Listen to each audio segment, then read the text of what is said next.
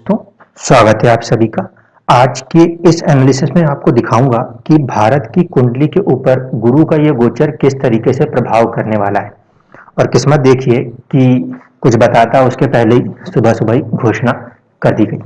उन्होंने घोषणा तो कर दी है, लेकिन वो जो इम्प्लीमेंटेशन है वो गुरु के गोचर के बाद ही होगा। गुरु का गोचर 20 तारीख को रात 8-9 बजे के बीच में वो राशि परिवर्तन कर देगा।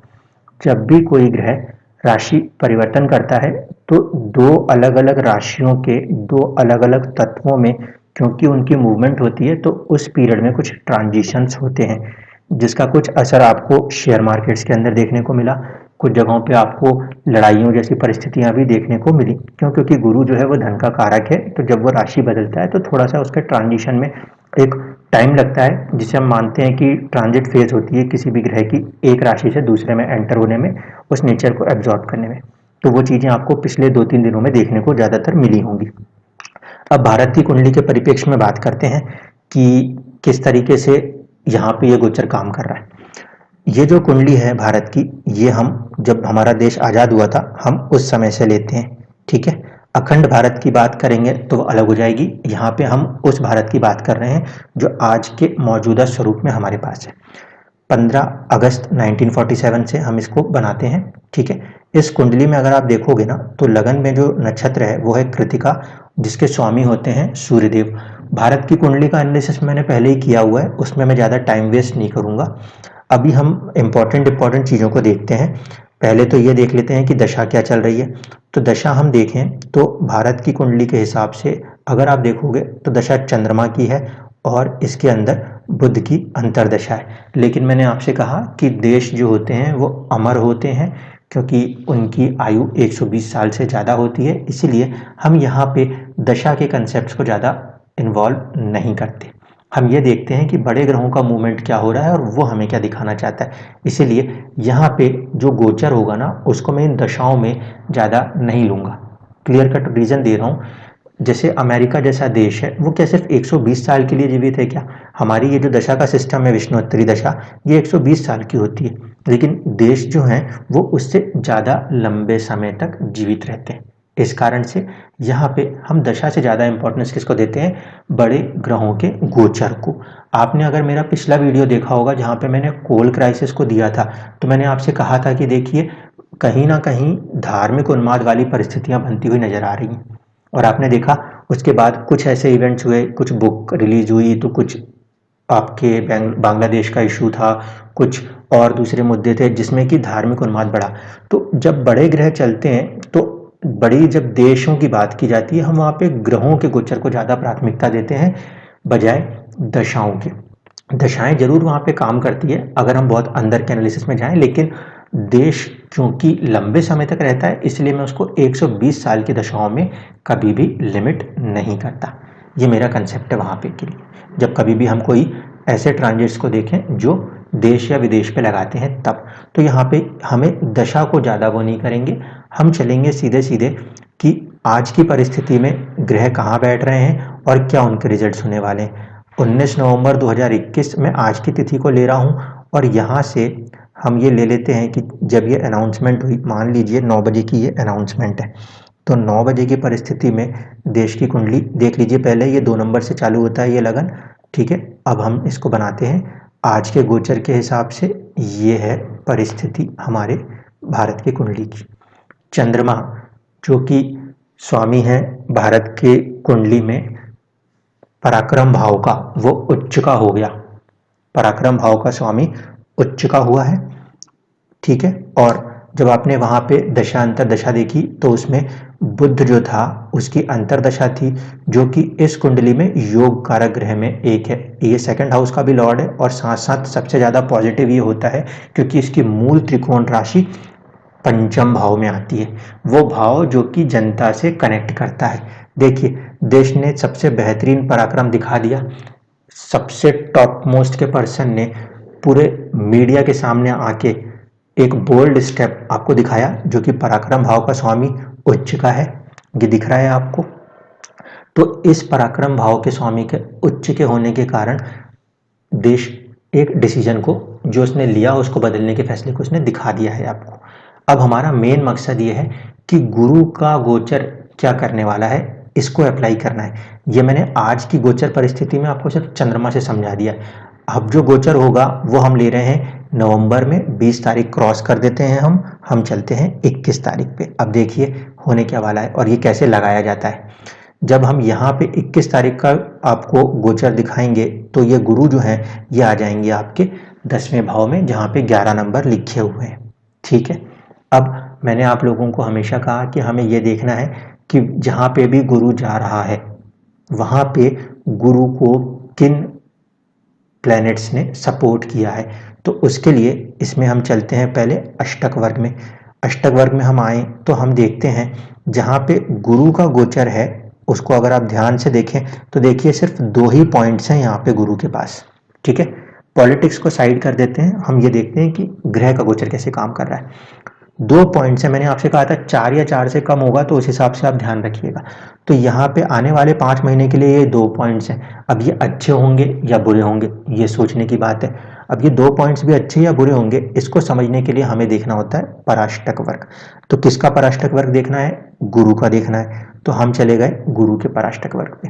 अब देख लीजिए कि आपकी जो 2 नंबर से ये कुंडली बनती है, यहाँ पे ये जो भाव जिसमें कि गुरु गोचर करेंगे 5 महीनों के लिए, यहाँ पे पॉइंट्स किसने दिए हैं? एक तो स्वयं लगन एसेंडेंट ने पॉइंट दिया है और एक पॉइंट दिया है सूर्य ने।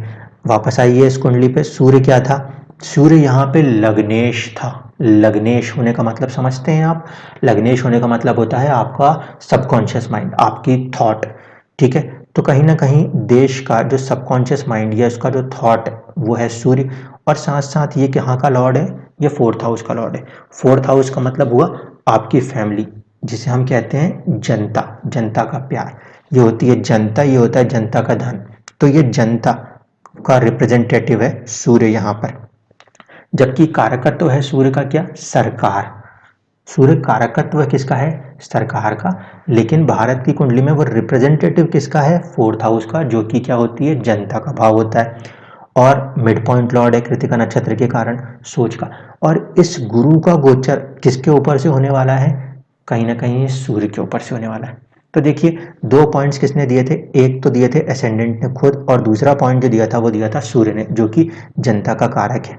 तो भारत देश की कुंडली के अंदर जैसे ही गुरु का ये गोचर इसके अंदर एंटर हो रहा है, ये किस चीज के ऊपर ज्यादा फोकस कर रहा है? जनता और जनता के ऊपर होने वाले काम के लिए। अब आप इसको ये कह सकते हैं ये चुनावी स्टंट है या कुछ भी हो सकता है, मैं इससे इनकार नहीं करूंगा। लेकिन दुनिया में कोई भी काम हर इंसान अपने फायदे या नुकसान को देख के करता है, वो एक अलग मुद्दा है। परिस्थितियां उन कामों को करवाती है, हम ये मानते हैं। जब भी कोई पूछता, मेरा एक सीधा सा डायलॉग होता है, there can be an number of factors. जिंदगी में अगर कोई काम होना होगा तो वो एन नंबर ऑफ फैक्टर्स बन जाएंगे और वो काम आपको करवा लेंगे। भारत के गोचर को ध्यान से देखिए तो गुरु का जो कि शुभ ग्रह होता है उसका इस भाव से गोचर किसको मजबूती दे रहा है? एसेंडेंट को, और साथ ही साथ जनता को। क्योंकि जनता के भाव के ऊपर से ये जो सूर्य है जो वहां बैठे हैं गुरु के गोचर में, वहां से हो रहा है। इसलिए ये जो गोचर है गुरु का, ये इन चीजों पे ज्यादा फोकस करेगा। जब 5-6 महीने पूरे हो जाएंगे, अप्रैल के बाद आप देखेंगे तो फिर ये मुद्दे आपको पीछे नजर आएंगे। फिर गुरु आगे चले जाएगा, फिर वहां पे उसको बहुत ज्यादा पॉइंट्स हैं, बहुत ज्यादा ग्रह देख रहे हैं, तो फिर आप देखेंगे यही चीजें रहेंगी, वो एक नए फॉर्म में होके फिर से लौट के आएंगी। उसमें भी देख लीजिए जब गुरु आगे जाएगा तो फिर जनता सूर्य से कनेक्ट हो रहा है, शुक्र से कनेक्ट हो रहा है, बुध से कनेक्ट हो रहा है, चंद्रमा से कनेक्ट हो रहा है और मंगल से कनेक्ट हो रहा है। तो इस तरीके से जब कभी भी कोई ग्रह गोचर करता है तो हम उसमें अष्टक वर्ग देखते हैं। अष्टक वर्ग के पॉइंट्स, जैसे मैंने यहाँ देखा ना कि कम पॉइंट्स हैं, 2 पॉइंट्स हैं, तो पॉइंट्स किस ग्रह ने दिया है इसको देखते हैं। जिन ग्रहों ने वहाँ पॉइंट्स दिया है उनसे जुड़े हुए, उन भाव से जुड़े हुए तत्वों के ऊपर कहीं ना कहीं वो ग्रह काम करते हैं। अगर ग्रह शुभ है नैसर्गिक रूप से, जैसे कि गुरु, तो वो क्या दिखाता है? पॉजिटिव दिखाता है। जबकि भारत की कुंडली में आप ध्यान से देखिए तो भारत की कुंडली में गुरु जो है वो अष्टम भाव का स्वामी है, जो कि ट्रांसफॉर्मेशन है। अचानक से ये जो चीज आ रही है ये एक ट्रांसफॉर्मेशन को दर्शा रही है। क्या ट्रांसफॉर्मेशन है? कि हमारी जो सरकारें हैं वो कहीं ना कहीं स्ट्रांगली डेमोक्रेसी, देखिए राशि किसकी है, शनि की, डेमोक्रेटिक प्लेनेट की, और अष्टम भाव का स्वामी 10th में जा रहा है, ये स्टेटस का भाव है। तो भारत का एक स्टेटस किस तरीके से चेंज होने वाला है कि वहां पे इतनी स्ट्रांग डेमोक्रेसी है कि लोगों की बातों को सुना जाता है। इस तरीके से हमारा देश एक अपने आप एक मैसेज पूरे दुनिया को इस इवेंट के थ्रू दे देगा। अभी ये इवेंट हुई नहीं है, ये सिर्फ चंद्रमा क्योंकि उच्च का हुआ है इसलिए पराक्रम के साथ इस बातों को कहा गया है। इसको होने में अभी वक्त लगेगा क्योंकि गुरु जब एंटर होंगे और उनकी जो प्रोसेस होंगी उस चीज में आने में वक्त लगता है। इस चीज को मुझे यहाँ पे समझाना था, इसलिए मैं आपको बता रहा हूँ कि जब कोई ग्रह किसी भी भाव में एंटर करेगा ना, तो ये जो चीजें आप देख रहे हैं ना, इसे कहते हैं क्लासेस, कक्षा। ग्रह को कक्षा दी जाती है यहाँ पे। जैसे जैसे कोई भी ग्रह इसके अंदर एंटर होता है तो वो चीजें उनकी कक्षाओं के हिसाब से मिलती हैं। इसकी कक्षा में मानते हैं सबसे पहले सूर्य को दिया, सबसे पहले जो कक्षा दी जाती है वो दी जाती है शनि को, और सबसे आखिरी कक्षा जो होती है वो होती है लगन की, एसेंडेंट की। यानी कि जब गुरु आखिरी समय में उस राशि से निकल रहे होंगे तब जाके हमें कुछ ऐसी बड़ी चीजें देखने को मिलेंगी। तो मैं मान सकता हूं कि आज ये बात कही गई है लेकिन ये पूरी प्रोसेस कंप्लीट होते होते आई थिंक कि वो आपका फरवरी और मार्च के आसपास का ड्यूरेशन आ जाएगा। जब ये एसेंडेंट को टच करेगा तब वो चीज़ पूरी वहाँ पे इस तरीके से नजर आएगी। सूर्य की जो कक्षा है वो इन बिटवीन में दी जाती है, तो वो प्रोसेस धीरे धीरे इस तरीके से इवेंट मटेरियलाइज होते हैं। एक और इम्पॉर्टेंट बात बतानी थी जो कि एस्ट्रोलॉजी के लिए इम्पॉर्टेंट है, उसको समझाने के लिए वापस आता हूँ और दिखाता हूँ। देखिए ये हमारे सारे हाउसेस हैं, इन हाउसेस के अंदर जो राशियां होती हैं उसको हमें कनेक्ट करना होता है। एक बार मैं वापस ले आऊँ जहाँ पे ट्रांजिट से नेटल पे, तो आपको और अच्छे से समझ में आएगा। ये देखिए हम अपने उसी चार्ट पे वापस आ गए जहाँ हमारा भारत के बनने के समय था। इस समय जब मैं बेसिक्स पे आऊँ और फिर से हाउसेस पे आऊँगा तो देखिए ये जो 10 नंबर की यहाँ पे भाव लिख है, जो हमारा 10th हाउस है हमारे देश का, उसके अंदर 11 नंबर की राशि लिखी हुई तो दिखती है, लेकिन एक्चुअल में उसमें राशि स्टार्ट हो रही थी 9 नंबर, कैप्रिकॉन साइन स्टार्ट हो रही थी और मिड पॉइंट पे भी कैप्रिकॉन ही मौजूद है, ठीक है, और एक्वेरियस पे जाके ये खत्म होती है। तो यहाँ पे आप ये समझ लीजिए कि एक्चुअल में जो प्लैनेट्स है ना वो जब इस राशि के अंदर गोचर कर रहे हैं, भले ये यहाँ पे आपको दिख रहे हैं लेकिन उसका असर यहाँ पर हो रहा है।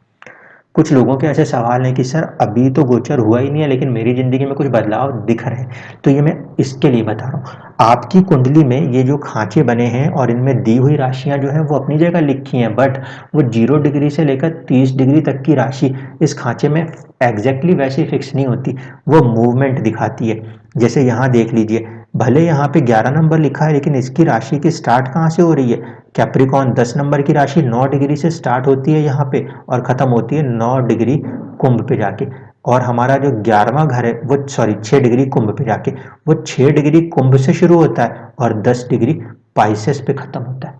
इसी तरीके से आप लोगों की कुंडलियों के अंदर भी ये जो राशियां है ना वो एक भाव में लिखी हैं, लेकिन कई बार मैंने आपको शुरुआत की वीडियो में बताया था कि पृथ्वी घूम रही है तो राशियां घूम रही हैं। भाव तो फिक्स है 30 डिग्री के लिए, जब उनकी मूवमेंट होती है तो कभी कभी राशियां दूसरे भाव के अंदर एंटर हो जाती है। तो जब ऐसी कंडीशन है कि कुछ राशियां दूसरे भाव के अंदर एंटर हो गई हैं तो कुछ लोगों को इसके रिजल्ट्स कुछ समय पहले से ही मिलने शुरू हो गए। जैसे मैंने आपसे कहा था ट्रांजिट है, ग्रह एक राशि से दूसरे में अपने आप को लेके जा रहा है, तो कुछ लोगों को रिजल्ट्स ट्रांजिट के शुरुआत में मिल जाते हैं, कुछ लोगों को ऑलमोस्ट ट्रांजिट शुरू होने के कुछ समय पहले दिखने लगते हैं और कुछ लोगों को बाद में दिखने लगते हैं। ये इस बात पर निर्भर करता है कि जब ग्रह एंटर करेगा तो हाउस का मिड पॉइंट जो है वहां पे वो कब टच करेगा, ये हमारे लिए ज़्यादा इंपॉर्टेंट है। यहाँ पे हम देख रहे हैं कि एक्वेरियस में जब गुरु एंटर कर रहा है तो 21 डिग्री ये मिड पॉइंट है। जब गुरु 21 डिग्री को टच करेगा तो ये एक्चुअल में यहाँ पे 11th हाउस जो 12 नंबर लिखा है ये 11th हाउस है, यहाँ पे जाके गेन्स कर रहा होगा, ठीक है।